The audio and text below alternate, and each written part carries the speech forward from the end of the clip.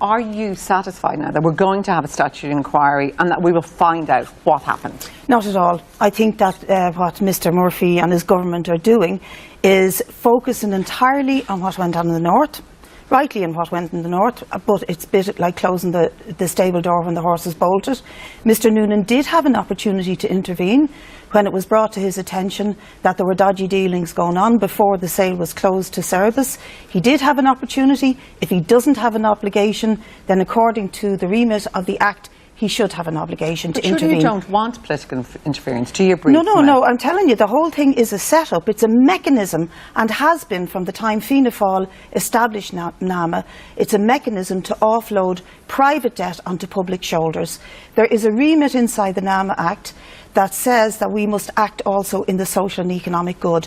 And while they're selling off and bringing in 65 meetings your government has had with real investment state and vulture funds and overseas investors to encourage them to come in with huge amount of tax breaks to buy up property. While that's going on, there are 2,000 children staying in homeless accommodation tonight, 1,300... It's a fair point, isn't it, Brid Smith, that people don't want politicians interfering in something like NAMA. No, I'm sorry. This is a commercial setup by the government to offload private debt onto the public shoulders. And it should have been interfered with. It should never have been established in the way that it was. And when we first came into the Dáil last March, our first motion was to call on the government to halt all NAMA sales, north and south and elsewhere, and investigate what properties we had, what deals were being done, stop the commercial secrecy, open it up and let the public know what was going on. And now we have a situation where it's all being focused on what's gone on in the north. In the meantime, there's an amount of property being given away to vulture funds practically at very reduced rates, and we have a housing crisis. It's a disgrace. Murphy. Frank Daly, I heard him make a point yesterday evening, I think it was with Brian Dobson, the sixth one, which is that if they'd waited to sell post-Brexit, they'd have got probably less value for the taxpayer. Well, you know, I've read Frank Daly's letter to the Minister and he makes some valid points. And the main point he's making is, don't blame me.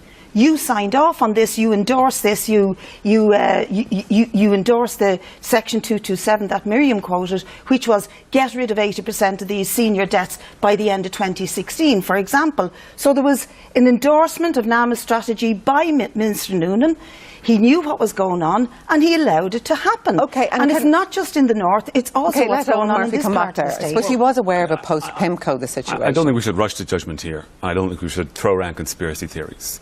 Minister Noonan was kept informed as to what NAMA was doing, but he could not interfere in the commercial decision of NAMA.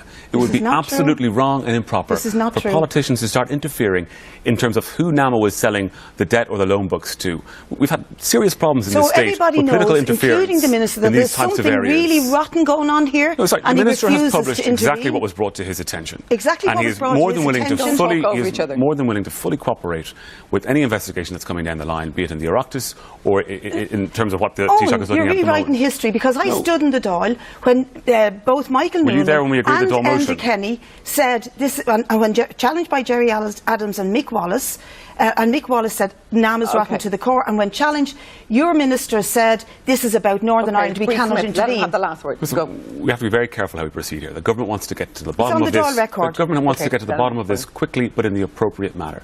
If we move too quickly, we risk damaging NAMA, the CNAG, and possibly investigations that are going on in other jurisdictions. Owen Murphy.